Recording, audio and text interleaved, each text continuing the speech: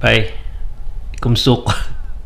Una ko na yung gamit sa katong Osmo. So, balik ta sa RX. Testingan sa itong RX balik. So, if naakasa ka ng outdoors, okay ra to siya. Nindot to siya stabilization sad. Pero kung nara ka sa indoors, daghan kay mga dark spots, daghan kay mga ngit-ngit nga spots. So, you need kag camera nga nindot ka ng low light. So, at this point, kani siya mo nindot sa low light. Sony portable gamay. And it's a 24 mil. So doon yung auto. Murag pareho naman siya ng focal length. Mo ni siya.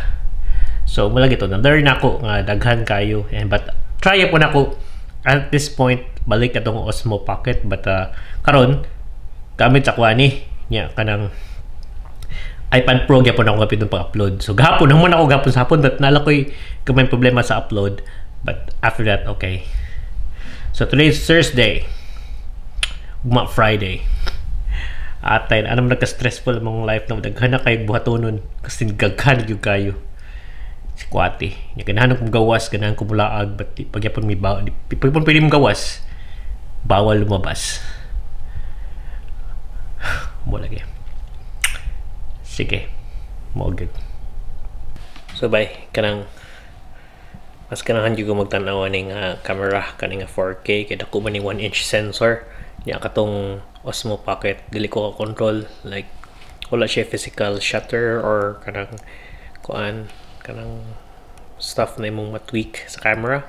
Kan siya kay ISO 400 ni siya karon. 400, pero pa ako pasakaan, pili ako pahayagan pa. ISO 800. So mo ni siya ay ISO 800 ani ang camera. So akong tanaw is murag maligaw man ko mag-vlog ani kaysa itong usa. Gamay sa ni siya. Pwede siyang photo. Murag, ang nakaninot lang itong Osmo Pocket kay kanang kuan na siya stabilization. So kung stabilize mong shots, wala kang problema. Maglakaw-lakaw lang ka.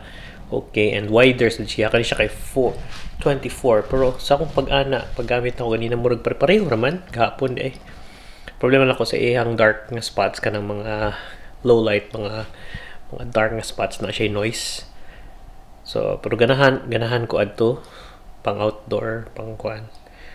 Travel tingali pwede to pang travel, but kani siya all kuan mo ni siya. Ana kanyo sakto. Enumerate ako ang pros and cons. Kani ding RX 100 indot siya codec, yan na siya picture profile. So kung hilig ka mag-edit na siya picture profile nga, ma-tweak ra gid imong camera, yan mo yung makuan ba. And ang yung 4K nindot kay Sony ba ya. Mahal sad ba yan siya nya kanang kuan yung flip screen klaro ra. Though kung mag-glasses, kung mag-shades ka or mag-sunglasses, di maklaro. And ang di na ko ganahan sa niya is kanang i-on mo zoom mo taas, tumoy ba. Annoying kayo. Katong Osmo Pocket, pati siya low light, but nakaninot niya is stabilized siya, niya wide ang iyang lens. So kung nakasagawas, actively naglakaw-lakaw lang kagunsa. Okay to siya.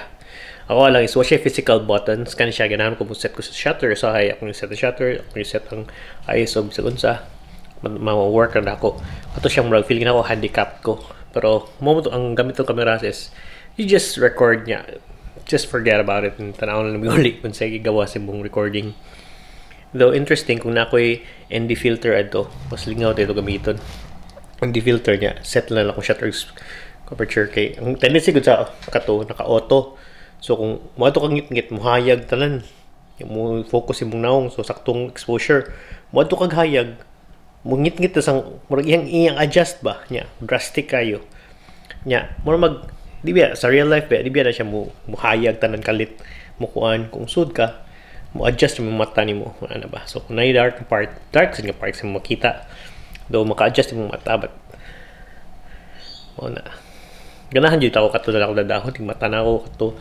Pero lately mo say gamit kay ang akong mga ipang record ato nga time katong nag-testing ko adto is kanang wala sense nga mga vlogs. Try na ko balik ko adto. But for now, iPad Pro gyapon tag-edit ani si Kwati gyapon ta. So karon adlaw which is the 24th of September, ug ma birthday sa maguwang kanang depressing.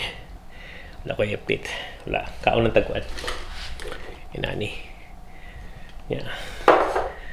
sobra na may 100 days tingali nga naka-lockdown. Nya happy na Pasko niya. Basta makabuo ka sa Melbourne eh. Pero okay naman sad kayo maglisod. Pero buyag, thank you Lord. Pero data ka i-relax baka nang gawas lang ka mo travel, mo relax, mo enjoy the outdoors. Makabuang ko eh. Ako may naman yun since March 27 last ko nag-work and yeah, magawas-gawas gyapon ko but murag most of those times lockdown murag limited akong pagawas. Di ko atog layo kayo. Sucks. Okay, sorry Aaron. Kanina na sa sad vlog today. So yeah, next time. What sad.